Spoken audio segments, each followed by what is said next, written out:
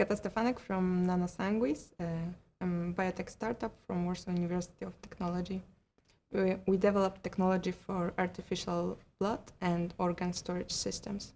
I think my area is quite special. There are many companies from IT, from business development, from hardware, software, and yeah, I'm from life science, so it makes me special.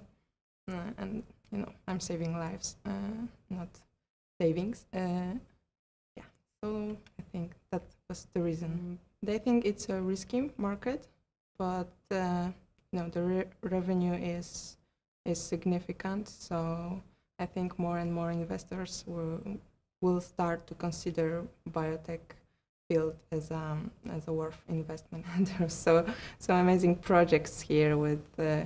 No, they were really good prepared, were very well prepared, and the pitches were I think that these were actually actors pitching there, but the projects were also very strong and good and already on the market, so that was a really strong advantage.